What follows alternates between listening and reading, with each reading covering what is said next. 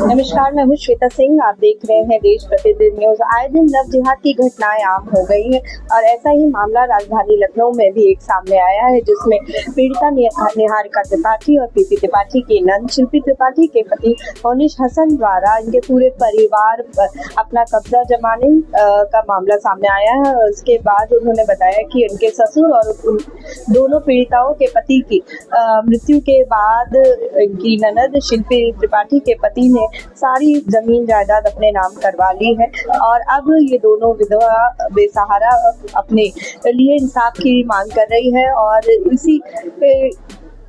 और इसी मामले में अखंड आरती दंडी महासभा द्वारा इनको इंसाफ दिलाने का आह्वान किया गया है। आज इसी मामले को लेकर राजधानी लखनऊ के यूपी प्रेस क्लब में राष्ट्रीय अध्यक्ष ऋषि त्रिवेदी द्वारा एक प्रेस कॉन्फ्रेंस का आयोजन किया गया, जिसमें सरकार और प्रशासन से ये गुहार लगाई गई कि इन दोनों पीड़िताओं को इंसाफ मिले और इनका जो भी हक है वो जल्द से जल्द इनको वापस दिया जाए, अन्यथा वह सड़क पर उतरकर इसका आंदोलन करेंगे और इन दोनों पीड़िताओं को इंसाफ दिलाने का कार्य करेंगे। ऋषि, आज अखंड आरती दंडी महासभा द्वारा लव जिहाद को लेकर ये प्रेस कॉन्फ्रेंस हो रही है, किस तरीके का मामला है और जो पीड़ित है उनका आपकी जो समिति है वो किस तरीके से साथ देगी, उसके बारे में बताइए। ऐसा है कि ये एक दुखद घटना है। मतलब इस टाइप की घटना से क्या निंदा करें कि आप ये सोचिए कि एक लड़की शिल्पी पढ़ने जाती है कॉलेज में और मोनिश हसन की बहन उसी कॉलेज में पढ़ती है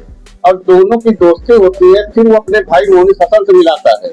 अब उसके बाद वो लव जिहाद का शिकार होती है और 1 से 1.5 साल के अंदर वो भाग जाती है।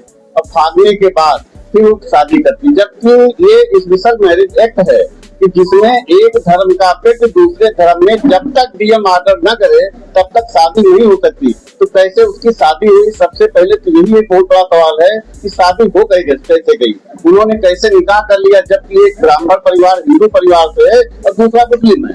ये शादी कतई नहीं मानी जा सकती है, क्योंकि ये शादी न कानूनन है और न ही हमारे समाज की शादी है। ये तो केवल एक भगा करके ले जाना, जिसे रखेल कहते, उस टाइप से जा करके उसको रख लिया अपने पास। तो ये और फिर उसको रख करके फिर उसकी माँ को बंधक बनाया, माँ को अपने साथ रखा हुआ है शिल्पी की। और उसके बाद जो है धीरे धीरे करके एक एक परिवार के एक एक मर्द को इलाज के बहाने किसी तरीके से रास्ते से हटाता गया। आज इस परिवार में, त्रिपाठी परिवार में एक भी मर्द नहीं है, जो भी है सो नाबालिग बच्चे और बच्चियां। आपके सामने दोनों बहनाएं बैठी हैं, इनके साथ सोचिए कि इस उम्र में इनके दोनों पति कोई जुकाम बुखार से पीड़ित था, उसकी मौत हो गई, किसी की किसी प्रकार से मौत हो गई। ये जांच का विषय है कि जांच होनी चाहिए कि ऐसे कैसे घट गई कि एक परिवार जो इतना बड़ा परिवार है, जिसकी हजरतगंज में चाणक्य एडवर्टाइजिंग कंपनी है बहुत बड़ी, उस कंपनी के मालिक थे। आवाज उनके पास रोड पे आ गए, ये जाकर के स्कूल में कहीं पढ़ा रहे हैं, कैसे अपना जीवन यापन कर रहे हैं। ये सतीश परिवार की आ गई जो करोड़पति परिवार था। तो कहाँ गई संपत्ति? कौन से लोग हैं जो उनकी संपत्ति को गमन कर लिए? बेटी ये देखो निहारिका त्रिपाठी बैठी हैं, इनकी बेटे को 8 साल के बच्चे को बंधक बनाया जाता है, उसका जो है मोबाइल छीना जाता है और फिर उसको जाकर के गिफ्ट डीड करा ली जाती है।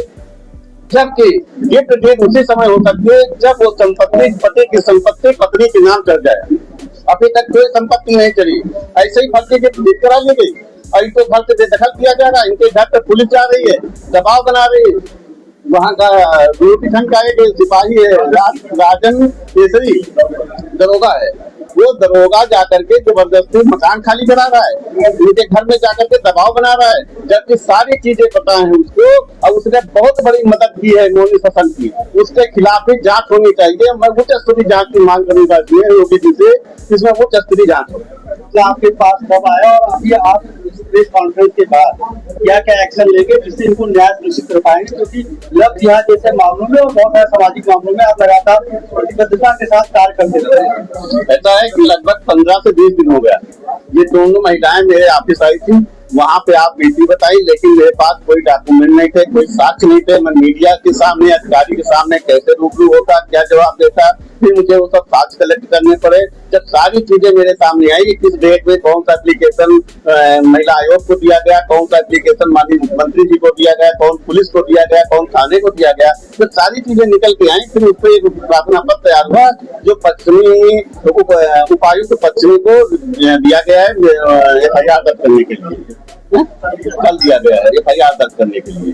यदि FIR नहीं दर्ज होती है, क्योंकि FIR कोई मारपीट की या कोई छोटी मोटी धाराओं नहीं है, इनके साथ लब्जात भी हुआ है, इनके साथ पूरी प्रॉपर्टी हैंडओवर कर ली गई। आप सोचिए कि जिसका पति खत्म हो गया, सब नाबालिग बच्चियां हैं, अब वो अपनी स्वेच्छा से अपनी संपत्ति जो है अपनी ननद को दे रहा है, अपनी सास को दे रही है। क्यों दे रही है? क्या उसके परिवार बच्चियां कहाँ से पढ़ेंगी? ये परिवार कैसे पलेगा? ये इसकी चिंता नहीं थी लोगों को। जबरदस्ती उसके बच्चे को किडनैप किया गया, उसको बंधक बनाया गया, उसका रिकॉर्डिंग भी हमारे पास। उसको बंधक बनाया गया, बंधक बना करके जबरदस्ती ले जा करके उनसे गिफ्ट डीड कराई गई। वो गिफ्ट डीड भी खारिज होनी चाहिए। और इसमें जब तक प्रशासन और शासन उच्च स्तरीय जांच नहीं करेगा तो ये निकल करके कोई चीज बाहर नहीं आने वाली, क्योंकि ये पूरा एक संयंत्र संगठन है जो पूरी चक्रव्यूह जैसे रच करके ये चीज तैयार की गई है। आपकी जो प्रमुख मांगे हैं कि जैसे जांच भी होगी और न्याय भी चाहिए, तो क्या क्या मांगे हैं? सब प्रथम मांग ये है कि सबसे पहले तो FIR दर्ज हो मोहित ससन और उसके जो भी उनके साथी हैं उनके खिलाफ। जब FIR दर्ज होने के बाद ये विवेचना करें, जांच करें, फिर जो चीज निकल के आती है उस पर एक्शन होना चाहिए, उनको गिरफ्तारी होनी चाहिए। और यदि नहीं जो है FIR दर्ज होती है तो फिर आगे रोड का रास्ता तय होगा, संघर्ष अवश्य होगा और संघर्ष इतना होगा कि इसकी आवाज योगी तक जाएगी। जो पुलिस कर्मी से मिले हुए जिनका आपने नाम भी लिया कि बहुत सहयोग उन्होंने किया है, राजन केसरी नाम है उनका। राजन केसरी को लेकर के क्या आह्वान करेंगे कि जिस तरीके से पुलिस विभाग क्या कर रहा है? मैंने वहाँ के सचिवों से बात किया है, ऊपर अधिकारियों से बात किया, तुरंत उन्होंने जैसे मैंने सारी चीजें बताई, संगठन का नाम सुना, उन्होंने तुरंत वो विवेचना उठा करके दूसरे को ट्रांसफर कर दी है। लेकिन विवेचना ट्रांसफर करने से समस्या का समाधान नहीं हो गया। आप विवेचना को क्या कर रहे थे इतने दिन रख करके, और आप विवेचना दूसरे को ट्रांसफर करते, वो भी अपने ही थाने में, तो ये भी अभी संगीत है। और मैंने जो नया विवेचक है उससे भी बात किया है कि निष्पक्ष जांच होनी चाहिए, नहीं आप भी कटघरे नहीं आएंगे। तो ये चीजें हैं और इसको लेकर के ये मान चाहिए कि बहुत जल्द हम लोग जो है लखनऊ के जो हमारे CP साहब हैं पुलिस आयुक्त, उनसे भी मुलाकात करेंगे और हमारा एक प्रतिनिधिमंडल तैयार हो रहा है जो योगी से मुलाकात करके पूरी चीज को संज्ञान में लाएगा, क्योंकि ये छोटी मोटी कहानी नहीं है, छोटी चीज नहीं है। आप सोचिए कि कितना बड़ा अपराध है, आप सोच नहीं सकते। जब सोचोगे तो आंख में आंसू आ जाएगा कि इतनी बड़ी घटना घट गई है, प्रशासन शासन सब मौन बैठा है कि एक पूरा परिवार का परिवार बर्बाद हो गया जो लखनऊ का एक मानी जानी हस्ती थी। जो आपने एप्लीकेशन दिया हुआ है FIR दर्ज होने के लिए, पार्टिकुलर जिस देव का मुस्लिम का आप नाम ले रहे हैं, उसके अलावा कौन से संदिग्धों का आपने नाम देखा जिसको सहयोग कर रहे हैं, उनके क्या केस दर्ज होना चाहिए? उसमें 3-4 लोग हैं, उसको मैंने पूरा प्रार्थना पत्र दिया है और हमने क्या प्रार्थना पत्र निहारिका त्रिपाठी जी के द्वारा दिया गया है, और क्योंकि यही मुख्य है, इन्हीं के द्वारा FIR दर्ज होगी तो वो पूरा दिया गया है। उसमें जैसे जो भी चीजें आएंगी मैं आपको सामने रखूंगा। जैसे कि 30 महिलाएं हैं, उनके साथ छोटे बच्चे भी हैं, तो क्या इनकी सुरक्षा की भी मांग की है? बिल्कुल मांग की गई है। जो प्रार्थना पत्र दिया गया उसमें सबसे पहले सुरक्षा की मांग की गई है। और 3 लोग इनके घर में कूदे 21 से 22 रात को, उस पर FIR भी दर्ज हो गई है। आप सोचिए FIR भी दर्ज हो गई, शिनाख्त भी हो गई है, लेकिन अभी तक गिरफ्तारी नहीं हुई। यही चीज है कि कब गिरफ्तार होंगे ये लोग। इसी के लिए आज प्रेस वार्ता निर्धारित की गई है कि आप लोगों के माध्यम से, पत्रकारों के माध्यम से, आप लोगों के चैनल के माध्यम से इस खबर को इतना जरूर पहुंचाइए कि हमारी शासन और प्रशासन तक आवाज पहुंच सके। नाम बता दीजिए। क्या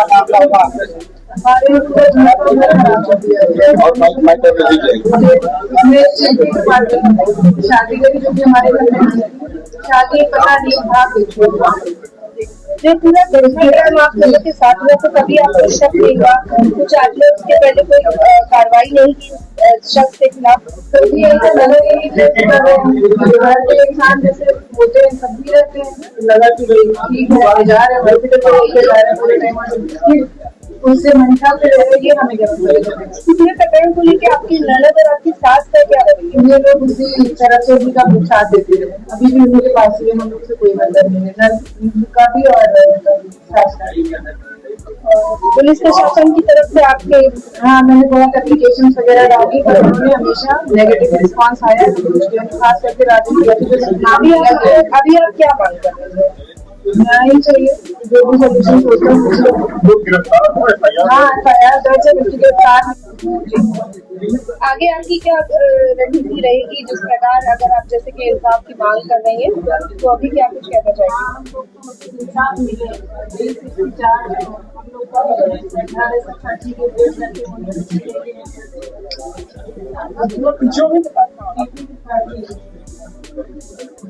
अभी आप जो लोग संदिग्धों के रातों में FIR दर्ज कोई गिरफ्तारी नहीं हुई है, सुरक्षा का खतरा होगा, प्रशासन से क्या कहना चाहेंगे? जो है महिला आयोग से काफी शिकायत थी। चैनल देश पर दिन न्यूज़ को बेल आइकन दबाकर सब्सक्राइब, लाइक और शेयर जरूर करें।